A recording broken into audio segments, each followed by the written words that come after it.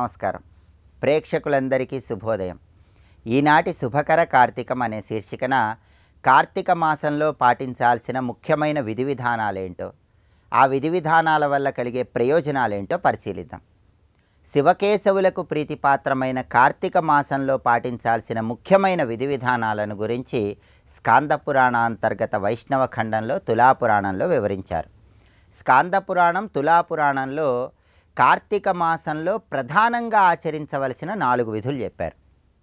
ఆ 4 విధులకు సంబంధించిన శ్లోకం ఏంటంటే, తిలాదానం, నదీ స్నానం, భోజనం బ్రహ్మపత్రకే, కార్తీకేచ అన్నదానంచ ధర్మమేతచ్చతుష్టయం. ఇది స్కాంద పురాణంలో, తులాపురాణంలో చెప్పిన శ్లోకం. ఈ శ్లోకంలో ఉన్న అర్థాన్ని పరిశీలిస్తే, తిలాదానం, నదీ స్నానం, భోజనం బ్రహ్మపత్రకే అంటే మొట్టమొదటిది తిలాదానం. కార్తీక మాసంలో ఒక్కసారైనా నువ్వులు దానం ఇవ్వాలి. దానివల్ల జన్మ జన్మాంతర పాపాలు తొలగిపోతాయి. అది కూడా రావి చెట్టు దగ్గర కానీ, మర్రి చెట్టు దగ్గర కానీ నువ్వులు దానం ఇస్తే అద్భుత ఫలితాలు కలుగుతాయి. రెండవది నదీ స్నానం. కార్తీక మాసంలో ఒక్కసారైనా సరే, బహుళపక్షంలో అయినా సరే, సూర్యోదయానికి పూర్వమే నదిలో స్నానాన్ని ఆచరించాలి. కాబట్టి మొదటిది నువ్వుల దానం, రెండవది నదీ స్నానం, మూడవది భోజనం బ్రహ్మపత్రకే. బ్రహ్మపత్రంలో భోజనం స్వీకరించాలి. బ్రహ్మపత్రము అంటే ఏంటంటే మోదుగాకు. కార్తీక మాసంలో మోదుగ చెట్టు ఆకులతో కుట్టిన విస్తరిలో ఒక్కసారైనా భోజనం స్వీకరించాలి. దానికి కారణం ఏంటంటే, స్కాంద పురాణం ఈ మోదుగ చెట్టు ఆకు గొప్పతనం గురించి ఏం చెప్తుందంటే, బ్రహ్మాంశక సముద్భూతే పాలాసే యస్తు భోజనం కుర్యాత్ కార్తీక మాసేతు విష్ణులోకం సగచ్చతి అంటుంది స్కాంద పురాణం, తులాపురాణం. అంటే అర్థం ఏంటి? బ్రహ్మాంశక సముద్భూతే పాలాసేయస్తు భోజనం. సాక్షాత్తు బ్రహ్మదేవుడి అంశాస్వరూపంగా భూమి మీద మోదుగ చెట్టు ఆవిర్భవించింది. కుర్యాత్ కార్తీక మాసేతు, ఎవరైతే కార్తీక మాసంలో మోదుగ చెట్టు ఆకులతో కుట్టిన విస్తరిలో ఆహారాన్ని స్వీకరిస్తారో విష్ణులోకం సగచ్చతి, వాళ్ళకి ఖచ్చితంగా శరీరం విడిచిపెట్టిన తర్వాత విష్ణులోకం సిద్ధిస్తుందని స్కాంద పురాణం వైష్ణవ ఖండంలో ఉన్న ఈ శ్లోకం మనకు తెలియజేస్తుంది. కాబట్టి మూడవది బ్రహ్మపత్ర భోజనం అంటే మోదుగ చెట్టు ఆకులతో కుట్టిన విస్తరిలో ఆహారాన్ని స్వీకరించాలి. నాలుగవది కార్తీకేచ అన్నదానంచ ధర్మమేతచ్చతుష్టయం. అన్నదానం ఒక్కసారైనా కార్తీక మాసంలో చేయాలి. ఈ అన్నదానం గొప్పతనం గురించి కూడా ఒక శ్లోకం చెప్పారు. కార్తీకేచ అన్నదానంచ యః కుర్యాత్ భక్తిమాన్ నరః తస్యాఘం నశ్యతి క్షిప్రమం పవమానాద్యదాగనః అంటుంది స్కాంద పురాణం. అంటే అర్థం ఏంటంటే, కార్తీకేచ అన్నదానంచ యః కుర్యాత్ భక్తిమాన్ నరః, పరమ పవిత్రమైన కార్తీక మాసంలో ఒక్కసారైనా భక్తి శ్రద్ధలతో అన్నదానం చేస్తే తస్య అఘం నశ్యతి క్షిప్రం. అఘం అంటే పాపం, క్షిప్రం అంటే వెంటనే. వాళ్ళ పాపాలు వెంటనే తొలగిపోతాయి. ఎలా తొలగిపోతాయి అంటే, పవమానాద్యదాగనః, పెనుగాలికి మబ్బులు వీడిపోయినట్లుగా వాళ్ళ పాపాలన్నీ వీడిపోతాయని ఈ శ్లోకం మనకు తెలియజేస్తుంది. కాబట్టి కార్తీక మాసంలో ఖచ్చితంగా ఆచరించవలసిన 4 విధులు: మొట్టమొదటిది తిలాదానం, నువ్వుల దానం, రెండవది నదీ స్నానం, మూడవది మోదుగ చెట్టు ఆకులతో కుట్టిన విస్తరిలో ఆహారం స్వీకరించడం, నాలుగవది అన్నదానం. ఈ 4 విధులు తప్పకుండా చేయాలి. అలాగే కార్తీక మాసంలో ఉపవాసాలకి, తెల్లవారుజాము స్నానాలకి ఎంతటి ప్రాధాన్యత ఉందో జాగరణకు కూడా అంతే ప్రాధాన్యత ఉందని తులాపురాణంలో చెప్పారు. పరమ పవిత్రమైన కార్తీక మాసంలో రాత్రిపూట మొదటి జాము వరకు ఎవరైతే జాగరణ చేస్తూ శివకేశవులను స్మరించుకుంటారో వాళ్ళకి 1000 గోవులు దానం చేసిన ఫలితం కలుగుతుంది. 1000 గోవులు దానం చేసిన ఫలితం రావాలంటే మొదటి జాము వరకు జాగరణ చేస్తూ శివకేశవులను స్మరించుకోండి. జాగరణ చేయటం వీలు కాని వాళ్ళు అలా జాగరణ చేసిన వాళ్ళని చూస్తేనే వాళ్ళ పుణ్యంలో 100వ వంతు పుణ్యం వస్తుందని కూడా స్కాంద పురాణం వైష్ణవ ఖండంలో చెప్పారు. శరీర అశక్తత వల్ల, ఇతర కారణాల వల్ల కార్తీక మాసంలో ఉపవాసాలు ఉండలేని వాళ్ళు, నదీ స్నానాలు చేయలేని వాళ్ళు వరణ ఇవ్వవచ్చు అని పురాణవచనం. వరణ అంటే ఎవరికైనా కొంత ధనం ఇచ్చి ఆ పుణ్యం మనం స్వీకరించడానికి వాళ్లను కార్తీక విధులు పాటించమని చెప్పవచ్చని, దీన్ని వరణ ఇవ్వటం అనే పేరుతో పిలుస్తారని కూడా పౌరాణిక గ్రంథాలు తెలియజేస్తున్నాయి. కాబట్టి శివకేశవులకు ప్రీతిపాత్రమైన కార్తీక మాసంలో ఈ విధులు ఆచరించండి, సమస్త శుభాలను సిద్ధింపజేసుకోండి. రేపటి శుభకర కార్తీకం అనే శీర్షికన కార్తీక మాసంలో తులసి ఆరాధనకు, గోపూజకు ఉన్నటువంటి ప్రాధాన్యత ఏంటో, తులసిని, గోమాతను కార్తీక మాసంలో ఏ విధంగా పూజిస్తే సమస్త శుభాలు చేకూరతాయో పరిశీలిద్దాం. నమస్కారం.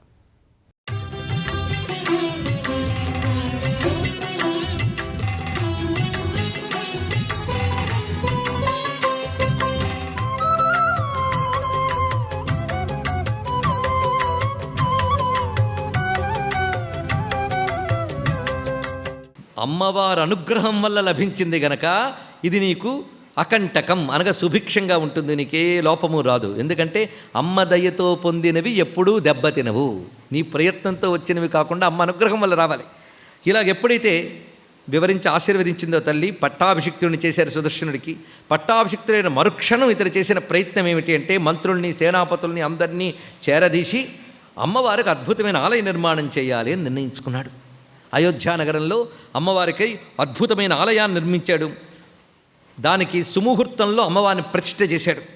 దానికి సింహాసనం తథా హైమంకారయత్వ బంగారు సింహాసనాన్ని తయారు చేసి దానిపై అమ్మవారిని యొక్క విగ్రహాన్ని ప్రతిష్ఠ చేసి నిరంతరం ఆ తల్లిని శాస్త్ర విధులతో ఆరాధన చేస్తున్నాడు. అయోధ్యను రక్షిస్తూ అమ్మ ఉన్నదక్కడ. ఈ విధంగా దుర్గాదేవి అతడి చేత ఆరాధింపబడి ప్రతిష్ఠితురాలైంది. అటు కాశీనగరంలో సుబాహు కూడా ఆ విధంగా అమ్మవారు ఆరాధన చేస్తూ ఉన్నాడని ఈ కథని పరిసమాప్తి చేస్తూ ఉండగా వ్యాసుడితో జనమేజయుడు అంటున్నాడు, అమ్మవారి పూజ గురించి ప్రస్తావన చేశారు విందాక. పైగా అమ్మవారే తన పూజ గురించి చెప్పారని నాకు ఆ పూజా విధానం సంపూర్ణంగా తెలుసుకోవాలనున్నది, దాన్ని చెప్పు అని అడుగుతున్నాడు. అప్పుడు వివరిస్తున్నారు ఇక్కడ నవరాత్ర పూజా విధానం. పైగా దాని ఫలమేమిటి ఇత్యాదులని అడిగితే శృణురాజ ప్రవక్ష్యామి నవరాత్ర వ్రతం శుభం శరత్కాలే విశేషేణ కర్తవ్యం విధిపూర్వకం. ఇది శరత్కాలంలో చేయాలి. అదేవిధంగా వసంతేచ ప్రకర్తవ్యం తథైవ ప్రేమపూర్వకం. ఈ 2 రాత్ర పూజలు కూడా చేయాలి. పైగా ఈ 2 ఋతువులకి మరొకటి పేరు ఉన్నది. ద్వావృతు యమదంష్ట్రాక్షౌ, వీటికి యమదంష్ట్రికలు అని పేరు అన్నాడు ఇక్కడ. ఎందుకంటే ఈ ఋతువులలో చిత్రం ఏంటంటే ప్రాణులకు చాలా సంకట పరిస్థితులు ఏర్పడతాయి 2 ఋతువుల్లో. అందుకే వీడి యమదంష్టికలు. ఇక్కడ రోగభయం, మృత్యుభయం ఈ ఋతువుల్లో వాతావరణ మార్పుల వల్ల ఎక్కువ కలుగుతాయి. అందుకే ఈ ఋతువుల్లో ఆరాధన చేయగలిగితే ఆ సంవత్సరం అంతా వాడి క్షేమంగా ఉండడమే కాకుండా పైగా కొద్దిపాటి మంది ఈ ఆరాధన చేస్తే అది ఆ ఊరికి, నగరానికి, దేశానికి కూడా క్షేమం. అది తెలుసుకోవాల్సింది. అందుకు అప్పుడు వచ్చినటువంటి వాతావరణ పరిస్థితుల వల్ల ఎటువంటి ప్రమాదములు కలగకుండా ఉండేందుకు గాను ఈ 2 మాసములు ఆరాధన చేయాలి. మరొక విశేషం ఏంటంటే ఈ 2 మాసములు కూడా సంవత్సరానికి ఆరంభాలేట. 2 ఆరంభాలు ఎక్కడుంటాయి? కానీ 2 ఆరంభాలే. ఎందుకంటే అశ్విని నక్షత్రంతో కూడినటువంటి మాసం కదా ఆశ్వయుజం. అశ్విని నక్షత్రంలో పూర్ణిమ వస్తే ఆశ్వయుజం. అశ్విని నక్షత్రం నక్షత్రాల్లో మొదటిది. అందుకు మొట్టమొదటి నక్షత్రాలతో లెక్క కడితే నక్షత్రరీత్యా ఇది ప్రథమ సంవత్సరం. అందుకే వేదం కూడా సంవత్సరాలు లెక్క కట్టేటప్పుడు షరత్తులతో కట్టింది. పశ్యేమ శరదశతం, జీవేమ శరదశతం, నందామ శరదశతం అని 100 షరత్తులు అన్నది. అంటే 100 వసంతాలు అనలే, 100 షరత్తులు అంది వేదం. అంటే షరత్తుతో కూడా సంవత్సర గణన చేయడం అనేటువంటిది మనకు కనబడుతున్నది. అంతేకాదు వేదమునందు శరత్కాలంలో చేయవలసిన యజ్ఞములు చెప్పారు. ఆశ్వయుజ మాసం నవరాత్రుల యజ్ఞములు. ఆ యజ్ఞములే మనకి నవరాత్ర పూజా విధానంగా కూడా పురాణముల యందు వచ్చినది.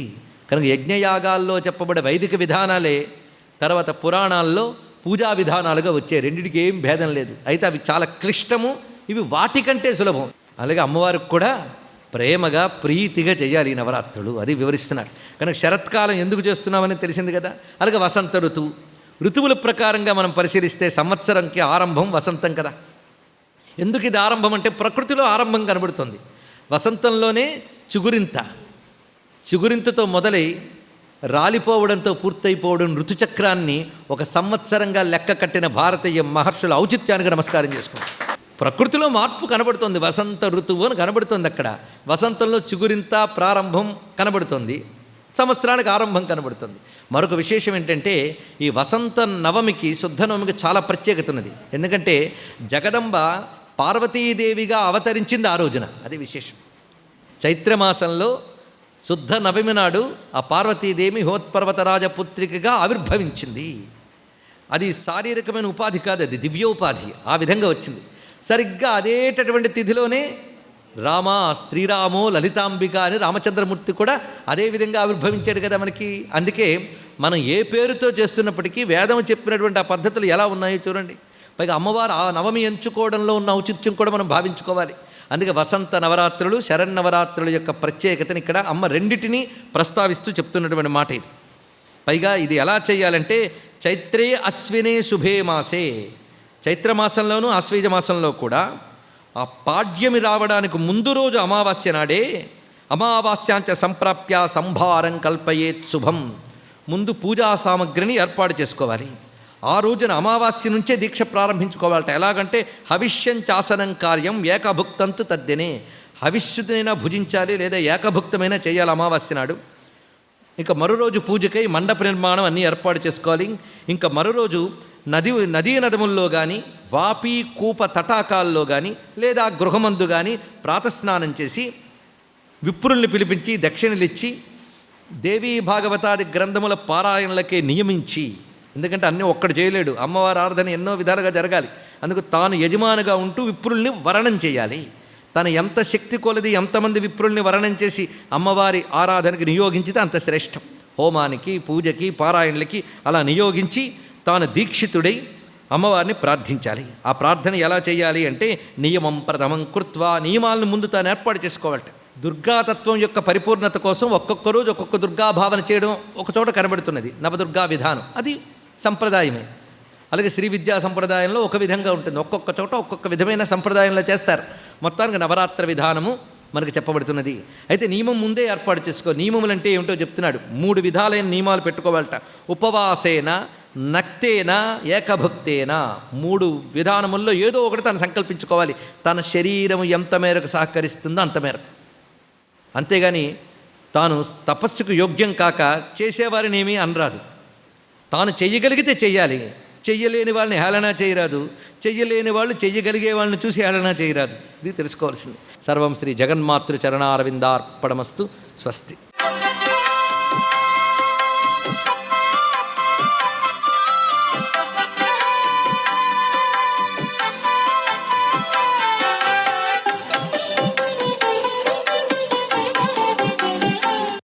హరహర మహాదేవ శంభో శంకర.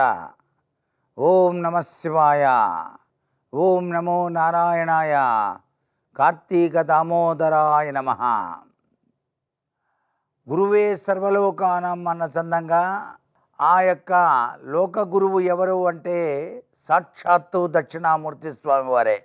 ఈ కార్తీక మాసంలో దక్షిణామూర్తి స్వామివారి యొక్క దేవాలయాన్ని సందర్శించి ఓం నమో భగవతే దక్షిణామూర్తయే మఖ్యం మేధాం ప్రజ్ఞాం ప్రేచ్ఛ స్వాహ అంటూ ఆ స్వామిని ఎవరైతే దీక్షతో ధ్యానం చేస్తారో వారికి జ్ఞానతత్వాన్ని దక్షిణామూర్తి స్వామివారు ప్రసాదిస్తాడు. ఆయన వేసే జ్ఞాన ముద్ర చూస్తేనే చాలు మనకి జ్ఞానం వచ్చేట్టుగా ఉంటుంది. ఈ జ్ఞాన ముద్రలో దాగినటువంటి అత్యంత కీలకవంతమైన ప్రభావాన్ని అంచనా వేసుకోవాలి. అందుకే ఈ శరీరంలో సోహం అనేటువంటి తత్వం ఉంటుందని, ఈ సోహం తత్వాన్ని ఎవరైతే అర్థం చేసుకొని శివ పరమాత్మ వైపు మనస్సును లగ్నం చేసి అనుక్షణం కూడా ఉచ్ఛ్వాస నిశ్వాసాలను ఆ స్వామి యొక్క సోహం తత్వం వైపు మనస్సును లగ్నం చేస్తారో వారికి తప్పనిసరిగా దక్షిణామూర్తి స్వామివారి యొక్క జ్ఞానతత్వంలో దాగిన పరమార్థం అర్థమై తీరుతుంది అంటోంది శాస్త్రం. కార్తీక మాసంలో కోటప్ప కొండను దర్శించి అక్కడ ఉన్నటువంటి దక్షిణామూర్తి స్వామివారి విగ్రహాన్ని చూసి అక్కడ వివిధ రకాలైన ద్రవ్యాలతో పంచామృతాలతో స్వామివారికి అభిషేకం అనేటువంటిది నిర్వహింపచేసుకొని గురుగ్రహ హోమం అని చెప్పేసి నిర్వహిస్తారు. అటువంటి హోమాన్ని మనం ఈ కార్తీక మాసంలో నిర్వహింపచేసుకున్నట్లయితే విద్యలో వినయ సంపత్తితో పాటు జీవన గమనంలో ఏర్పడేటువంటి అనేక ఒడుదుడుకుల నుంచి మన జీవనం రక్షింపబడి స్వామి అనుక్షణం కూడాను మనకు జ్ఞాన మార్గాన్ని చూపుతాడు. ఆ పరమేశ్వర తత్వంలో విరాజిల్లేటువంటి దక్షిణామూర్తి స్వరూపుడు. సర్వే జనా సుఖినో భవంతు.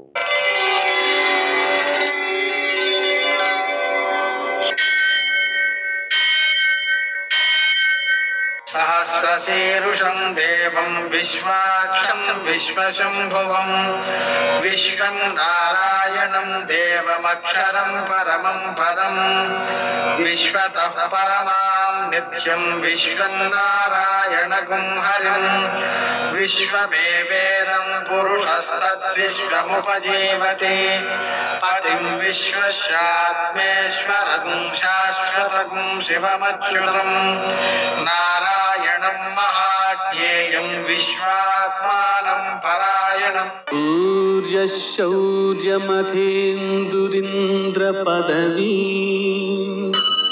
सन्मङ्गलं मङ्गलम्। నమస్తే భగవన్ దేవ దత్తాత్రేయ జగత్ప్రభో సర్వబాధా ప్రశమనం కురు శాంతిం ప్రయచ్చమే. నేటి కాలమాన విశేషాలను గమనిద్దాం. స్వస్తి శ్రీ చాంద్రమాన విశ్వావసనామ సంవత్సరం దక్షిణాయనం, శరదృతువు కార్తీక మాసం, కృష్ణపక్షం, గురువారం. సూర్యోదయం 6:23 సూర్యాస్తమయం 5:37. తిథి నవమి రాత్రి 11:37 వరకు. నక్షత్రం మఘ రాత్రి 7:42 వరకు. వర్జం ఉదయం 7:11 నుంచి 8:51 వరకు. మరల తెల్లవారుజామున 4:15 నుంచి 5:58 వరకు. దుర్ముహూర్తం ఉదయం 10:08 నుంచి 10:53 వరకు. మరల మధ్యాహ్నం 2:37 నుంచి 3:22 వరకు. అమృతకాలం సాయంకాలం 5:11 నుంచి 6:51 వరకు. రాహుకాలం గురువారం కాబట్టి మధ్యాహ్నం 1:30 నుంచి 3 గంటల వరకు. అష్టక వరకు రీత్యా శుభప్రదమైన సమయం మధ్యాహ్నం 3:30. నేటి విశేషం గురువారం. గురువారం సందర్భంగా దత్తాత్రేయుణ్ణి అనఘాదేవిని ఆరాధించుకోవడం ద్వారా లౌకిక ఘటనలన్నీ చూసినప్పుడల్లా వాటి నుంచి మనకు జ్ఞానము అందడం, సంపాదన ధార్మిక మార్గంలో చేయగలగడం, దాన్ని రక్షించుకోగలగడం, దాన్ని సద్వినియోగం చేయగలగడం, అలాగనే లౌకిక అలౌకిక జ్ఞానముల సమన్వయం మొదలైనటువంటి సత్ఫలితాలు దత్తాత్రేయ ఆరాధన వల్ల సిద్ధిస్తాయి. అందుకని ఇలా ఏమవుతుందంటే తరచుగా దత్తాత్రేయ స్వామిని తలుచుకునేటువంటి అవకాశం లభిస్తుంది. ఇంకా విశేషించి స్మృతృగామి సనోవతు, స్మరణ మాత్రం చేతనే రక్షణ కల్పించేటువంటి ప్రత్యేకతత్వం మనకు దత్తాత్రేయంలో కనిపిస్తుంది. నేటి ఆణిముత్యాలు.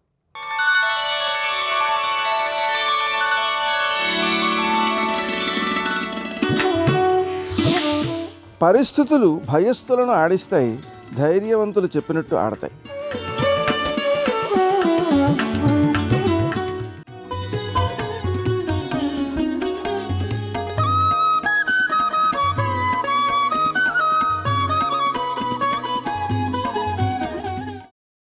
అమ్మ అలా కనపడడం వెనక కారుణ్యమేనా ఉంది?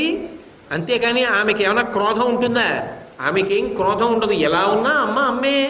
గంగ హిమాలయ పర్వతాల్లో పుట్టినప్పుడు పర్వతాల మించి పడిపోతున్నప్పుడు మనం స్నానం చేయలేకపోయినా గంగే.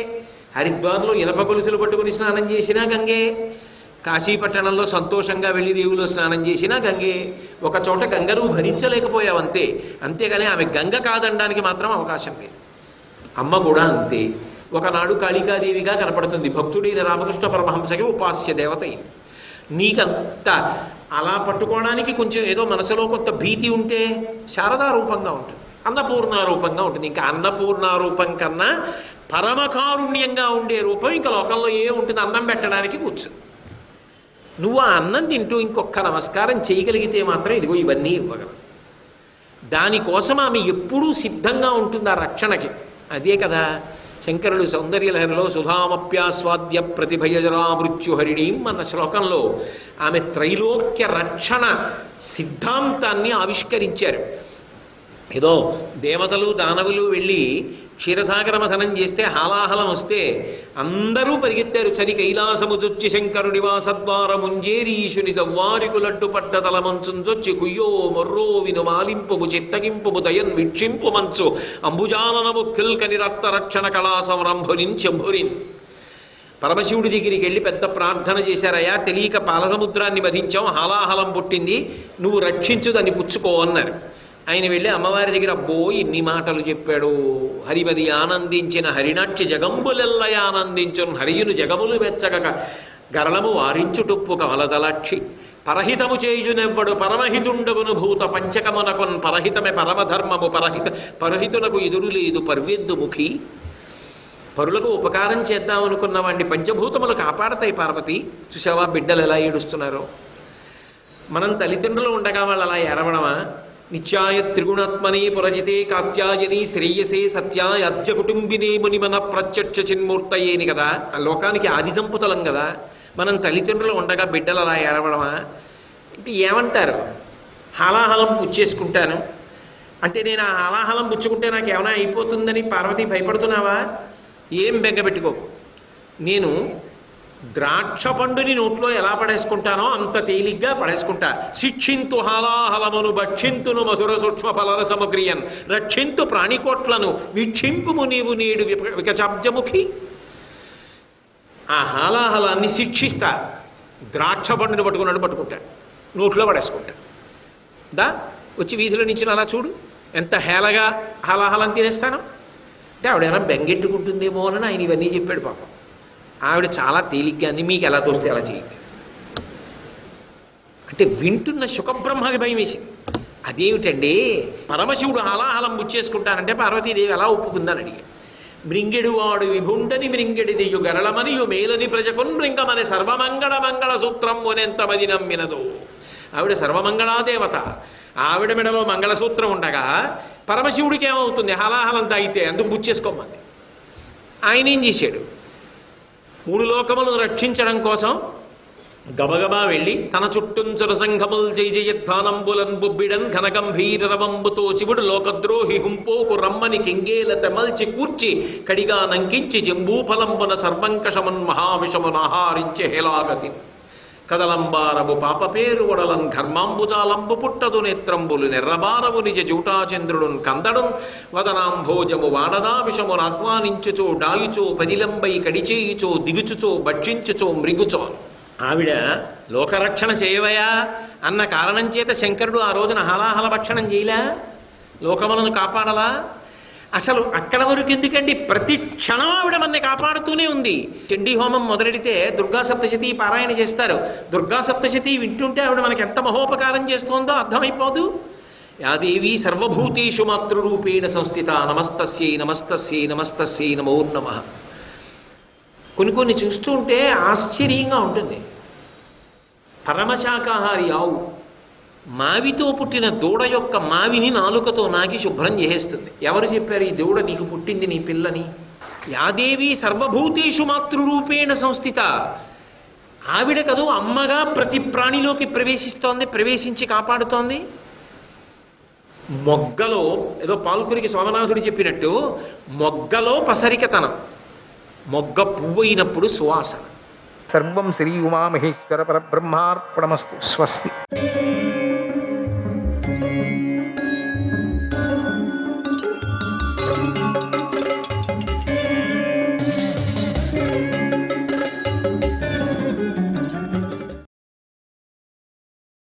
వాలకిల్య మహర్షులు సూర్యకిరణాలు త్రాగి తృప్తిని పొందుతూ ఉంటారు. వారికి అదే ఆహారం. ఛాందోగ్యోపనిషత్తులో మధు విద్య అనే ఒక విద్య ఉంది. ఆ మధు విద్య ఈ వాలకిల్య మహర్షులకు తెలుసు. సూర్యరథం కదిలినప్పుడు వీరు సూర్య భగవానుణ్ణి స్తుతిస్తూ ముందు వెళుతూ ఉంటారు అని భాగవతం చెబుతూ ఉన్నది. వ్రేలెడంత ఎంత ఉంటారంటే ఎక్కువ కాదు, వ్రేలాడుతూ వ్రేలెడంత శరీరం కలిగి ఉంటారు. వ్రేలెడంత ఇంతే ఇంత అక్కడే వేలాడుతున్నారు వాళ్ళు, ఇంతే ఉంటారు వాళ్ళు. వీరు తండ్రి క్రతువు అనే ముని, తల్లి సన్మతి అని బ్రహ్మాండ పురాణం చెప్పింది. మహాత్ములైన ఆ వాలకిల్య మహర్షులను కశ్యప మహర్షి ముందుగా ప్రసన్నం చేసుకొని ఇలా ప్రార్థించాడు. ఓ మహర్షులారా, ఈ గరుత్మంతుడు ప్రజల క్షేమం కోసం గొప్ప పనిని చేయబోతున్నాడు, అందుకు మీరు అనుమతించండి అని కోరాడు. వెంటనే వాలకిల్య మహర్షులు ఆ చెట్టు కొమ్మను విడిచిపెట్టి తపస్సు చేసుకోవటానికై హిమాలయ పర్వతానికి వెళ్ళిపోయారు. లేకపోతే అట్లే వేలాడుతూ ఉంటారు వాళ్ళు. ఎక్కడ వదిలేది వాళ్ళను? ఏం చేసేది? శాపం ఎక్కడిస్తారో తెలీదు. భయపడుతూ ఉన్నాడు గరుత్మంతుడు. అందుకని తండ్రి నేను మంచి పని చేశారు పాపం. తర్వాత ఆ గరుడు తండ్రితో, తండ్రి, ఈ కొమ్మను ఎక్కడ విడిచిపెట్టాలి? మానవులేరు ఎవరూ కూడా అటువంటి ప్రదేశం ఏదైనా ఉంటే చెప్పండి. సంచరించని ప్రదేశం అంటే ఎవరూ లేనటువంటి ప్రదేశం, ఎవ్వరూ లేని ప్రదేశం కావాలి నాకు, అక్కడ చెప్తాను అని అడిగాడు. కశ్యప మహర్షి, నాయన, మంచుతో కప్పబడిన ఒక పర్వతం ఉంది, అక్కడ ఎవరూ సంచరించలేరు, దాని గుహలు కూడా మంచుతోనే కప్పబడి ఉంటాయి, ఆ పర్వతం వద్దకు మనస్సుతో అయినా ఎవరు వెళ్ళలేరు అని చెప్పాడు. ఆ మాట విని గరుత్మంతుడు ఆ ఏనుగును, ఆ తాబాలను, కొమ్మను పట్టుకొని అతి వేగంగా ఎగిరిపోయాడు. ఆ చెట్టు కొమ్మ సామాన్యమైంది కాదు, అది 100 పశు చర్మ రుజ్జువులతో చుట్టిన కూడా చాలనంత పెద్దది. అబ్బో, అంత పెద్ద కొమ్మను పట్టుకొని 1,00,000 యోజనాల దూరంలో ఉన్న ఆ పర్వతం వద్దకు ఆ గరుత్మంతుడు క్షణంలో చేరుకొని జార విడిచాడు. అది పెద్ద ధ్వని చేస్తూ క్రింద పడింది. గరుత్మంతుడి యొక్క రెక్కల వేగానికి ఆ పర్వతం కంపించింది. ఆ పర్వతంపై గల చెట్లు గరుడుపై పుష్పవర్షాన్ని కురిపించాయి. గరుత్మంతుడు ఆ పర్వతం పైకి చేరి ఆ ఏనుగును, తాబేలును తిని ఆకలి తీర్చుకున్నాడు. అంతలోపల వాళ్లకు ప్రాణాలు పోయింటాయిలేండి. వెంటనే మహావేగంతో అక్కడి నుంచి పైకి ఎగిరిపోయాడు. ప్రాణాలు ఎక్కడుంటాయి? మళ్ళీ నాన్నని అడగాలనుకున్నారు, ఉడుకు ఆహారం కావాలని. ఉడుకెక్కడ దొరుకుతుందిలేండి. ఆ సమయంలో దేవతలకు చాలా భయంకరమైన అపశకునాలు కనిపించాయి. ఇంద్రుడికి చాలా ఇష్టమైన వజ్రాయుధం భయంతో మండిపోయింది. పట్టపగలే ఉల్క భగభగా వెలిగిపోతూ రాలిపడింది. వసువులు, రుద్రులు, ఆదిత్యులు, సాధ్యులు, మరుద్గణాలు మొదలైన దేవతగణాల ఆయుధాలు జారిపోయాయి. రాక్షసులతో యుద్ధం చేసే సమయంలో కూడా దేవతలకెప్పుడూ ఇలాంటి అపశకునాలు, ఉపద్రవాలు కలగలేదు. ఆ సమయంలో ఆకాశంలో మబ్బులు లేవు. అయినా ఆకాశం పెద్దగా ఉరుములతో గర్జించింది. ఆ శబ్దానికి దేవతలకే దేవుడైనటువంటి పర్జన్యుడు భయపడ్డాడు. దేవతల మెడలోని పూలమాలలు వాడిపోయాయి. వారి యొక్క తేజస్సును కోల్పోయారు. రక్తవర్షాన్ని కురిపించారు. ఏదో అపశకునాలు బాగలేవు. హఠాత్తుగా దుమ్ము పైకి లేచి, అంటే మేఘాలు వచ్చి రక్తవర్షాన్ని కురిపించాయి. హఠాత్తుగా దుమ్ము పైకి లేచింది. దేవతల యొక్క కిరీటాలను మలినం చేసింది. ఇంద్రుడు ఈ అపశకునాలకు, అశుభాలకు భయపడి బృహస్పతిని ప్రార్థించాడు. గురుదేవా, ఇప్పుడు మనకే శత్రువులు లేరు కదా, అయినా కూడా ఈ అపశకునాలు ఎందుకు కలుగుతున్నాయి, అశుభాలు ఎందుకు కలుగుతున్నాయి అని అడిగాడు. బృహస్పతి ఇంద్రుడితో, ఓ ఇంద్ర, ఇదంతా అసలు నీ వల్లే వచ్చిందయ్యా. నువ్వు మహా తపస్సులైన వాలికిల్య మహర్షులను అవమానించావు. అందుకే ఈ అశుభాలు సంభవిస్తున్నాయి. వినతా కశ్యపుల పుత్రుడు ఖగేంద్రుడు మహాబలవంతుడు, కామరూపుడు. ఏ రూపాన్నైనా తీసుకోగలడు. కామరూపుడు అంటే సూక్ష్మరూపం తీసుకోగలడు, పెద్ద రూపం తీసుకోగలడు. అందుకే హనుమంతుడి రూపం ఒకటి కదా. కామరూపుడు అయినటువంటి గరుత్మంతుడు మన అమృతాన్ని అపహరించటానికై వస్తున్నాడు. అతడు అమృతాన్ని తీసుకొని పోగల సమర్థుడు, అన్ని పనులు చేయగల బలవంతుడు, అసాధ్యాన్ని కూడా సుసాధ్యం చేయగలవాడు అన్నాడు. ఇంద్రుడు ఆ మాటలు విని వెంటనే అమృతాన్ని రక్షించే భటులతో ఇలా అన్నాడు, ఓ అమృత రక్షకులారా, బలవంతుడు పరాక్రమవంతుడు అయినటువంటి ఒక పక్షిరాజు ఇప్పుడు మన అమృతాన్ని అపహరించటానికై ప్రయత్నిస్తున్నాడు. అమృతాపరణ జరగకూడదని నేను మిమ్మల్ని హెచ్చరిస్తున్నాను. వాడు బలవంతుడని బృహస్పతుల వారు చెబుతున్నారు. ఆ విషయాన్ని మీరు దృష్టిలో పెట్టుకోండి అన్నాడు. ఆ మాటలను దేవతలు కూడా విని ఆశ్చర్యపోయారు. అమృతబండానికి 4 దిక్కుల పటిష్టమైన రక్షణను కల్పించారు. ఇంకా బాగా ఇంద్రుడు స్వయంగా వజ్రాయుధాన్ని పట్టుకొని నిలబడ్డాడు. దేవతలు ఎంతో విలువైనటువంటి వైడూర్యాలు పొదగబడినవి అయినటువంటి బంగారు కవచాలు, డాలులు ధరించి యుద్ధానికి సన్నద్ధులై నిలబడ్డారు కూడా. వారి చేతుల్లో రకరకాలైన భయంకర శస్త్రాలు మెరిసిపోతున్నాయి. వారు పట్టుకున్న చక్రాలు, త్రిశూలాలు, శక్తులు, కత్తులు మొదలైన ఆయుధాలు నిప్పులు క్రక్కుతున్నాయి. వారు తమ శరీరాలకు తగ్గట్టుగా ఆయుధాలను ధరించి వాటిని పైకెత్తి పట్టుకొని నిలబడ్డారు. యుద్ధానికి సిద్ధంగా ఉన్నారు, ఎవరో వస్తున్నారని. ఆ విధంగా వారు అమిత ధైర్యంతో అమృతానికి కాపలాగాస్తున్నారు. ఎలాగైనా సరే అమృతాన్ని రక్షించుకొని తీరాలి అనే దృఢమైనటువంటి నిశ్చయంతో ప్రకాశిస్తున్నారు వాళ్ళందరూ. ఇలా దేవతలందరూ కూడా పరిఘ మొదలైన లక్షల కొద్ది ఆయుధాలను పట్టుకొని ఆ గరుడు స్వామితో యుద్ధానికి సిద్ధంగా ఉన్నారు. ఇలా మహాభారత కథను వింటున్న శౌనకాది మహర్షులకు ఈ సందర్భంలో ఒక అనుమానం వచ్చింది. సూతనందుడనైన ఆ ఉగ్రశ్రవుడిని శౌనకుడు ఇలా అడిగాడు. ఉగ్రశ్రవుడు ఉన్నాడు కదా అనుకున్నాం కదా అప్పుడు, ఓ సూతనందన, ఇంద్రుడికి ఈ కష్టం ఎందుకు కలిగింది? ఈతడు చేసిన తప్పేమిటి? వాలికిల్య మహర్షుల తపస్సులో గరుత్మంతుడు ఎలా పుట్టాడు? కశ్యపుడు బ్రాహ్మణుడు కదా, అతడికి పక్షిరాజ పుట్టటమేమిటి? గరుడు సకల ప్రాణికోటికి ఎదిరింపశక్యం కానివాడు ఎలా అయ్యాడు? అతడు తన ఇష్టానుసారంగా తిరగటానికి కారణమేమిటి? ఇష్టానుసారంగా విజృంభించి పరాక్రమించటానికి అంతగా కారణమేమిటి? మా ప్రశ్నలకు సమాధానం పురాణాలలో ఉందా?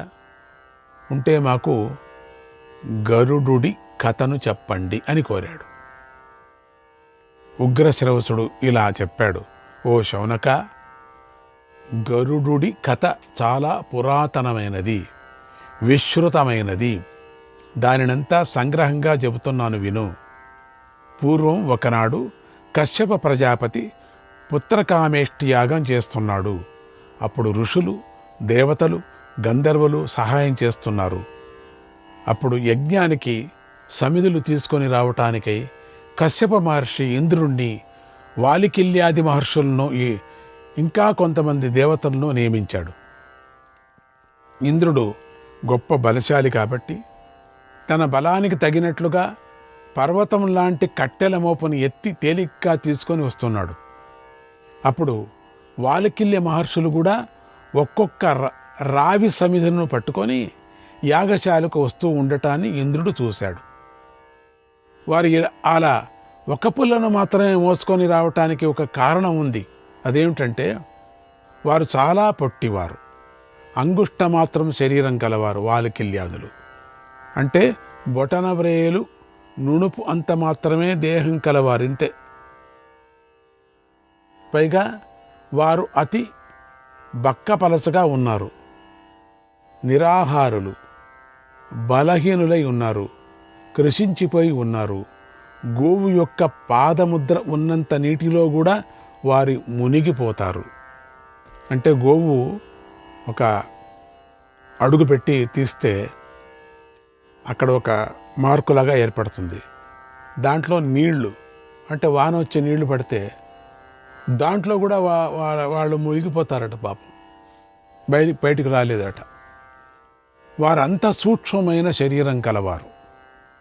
అటువంటి వాలికిల్యులను, అంటే వాలికిల్యులు బలవంతుడైనటువంటి ఇంద్రుడు చూసి పకపకా నవ్వాడట. వారిని అవహేళన చేస్తూ వారికన్నా ముందుగా వెళ్ళి వారిని ఎగాదిగా చూసి అవమానించాడట.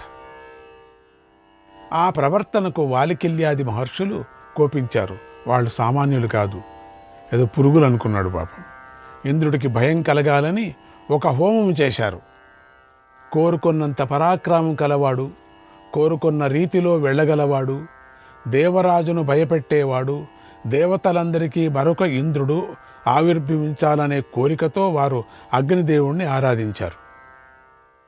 మా తపస్సుకు ఫలంగా ఆ జన్మించేవాడు ఇంద్రుడి కన్నా శౌర్యంలో 100 రెట్లు అధికంగా ఉండాలి, మనోవేగం కలవాడై ఉండాలి, మాకీ ఫలం లభించాలి అని కోరుకున్నారు.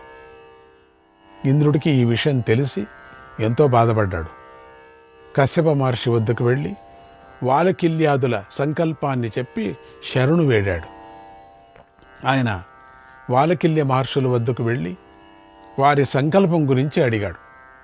అయినా ఆ మహర్షులు వెనక్కు తగ్గలేదు. మా మాట సత్యం, ఇది జరిగి తీరుతుంది. మేము అనుకున్నట్లుగానే శత్రు భయంకరుడైనటువంటి మరొక ఇంద్రుడు పుట్టే తీరుతాడు అన్నారు.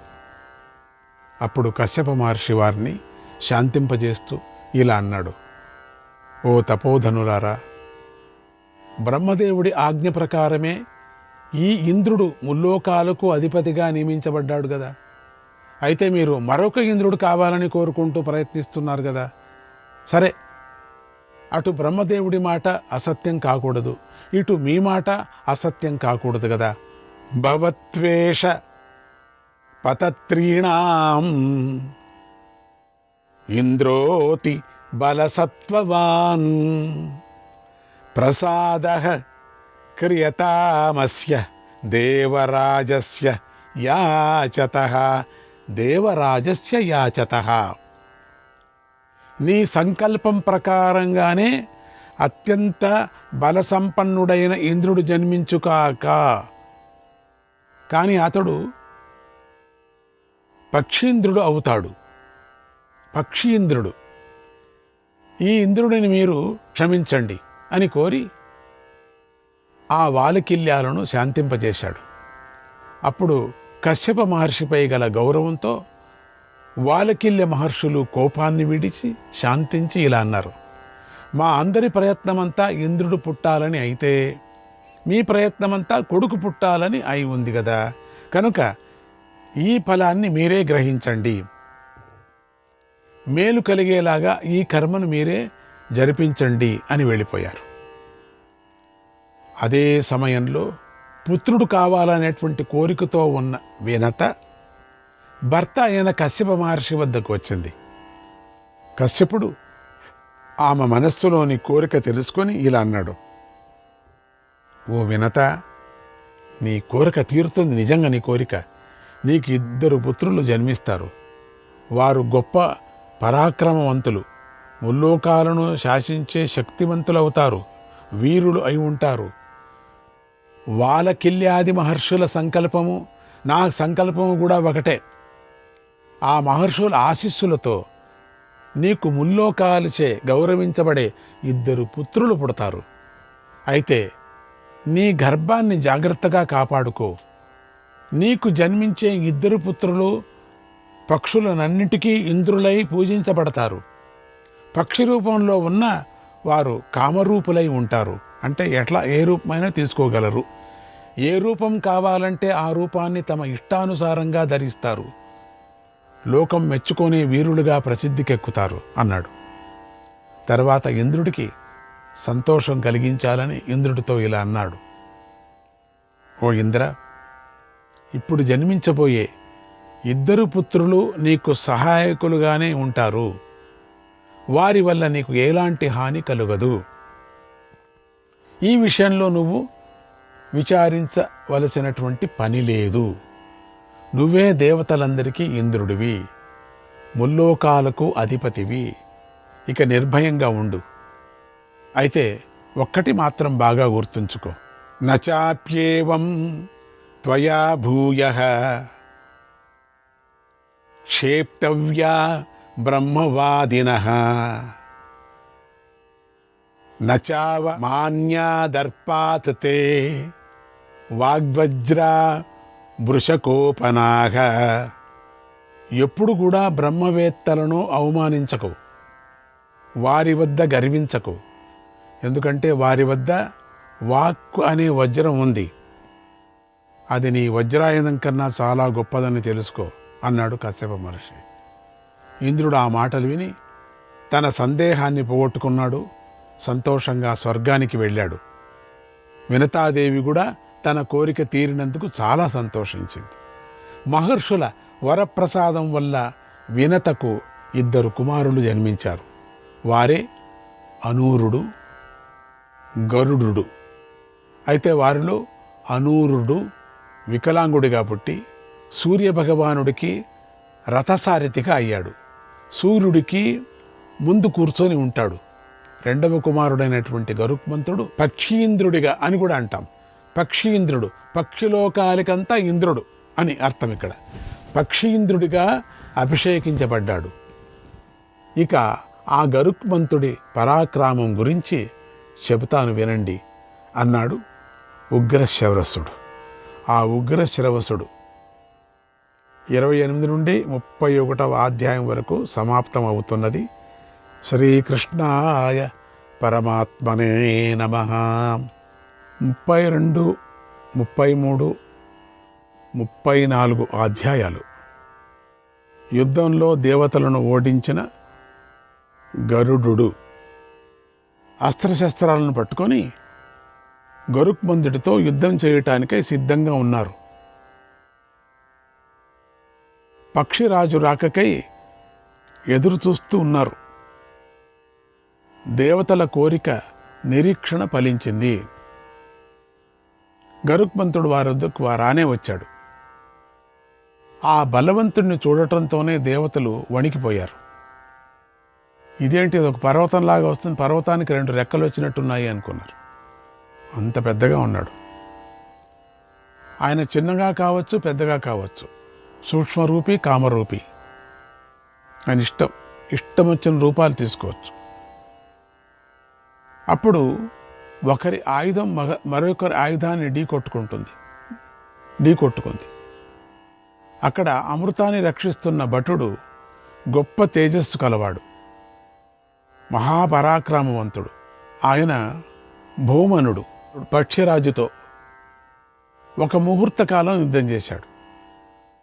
ఆ యుద్ధంలో పక్షీంద్రుడు భౌమనుడిని రెక్కలతో కొట్టాడు, ముక్కుతో పొడిచాడు, గోళ్లతో గీరాడు, పరలోకానికి పంపించేశాడు కూడా.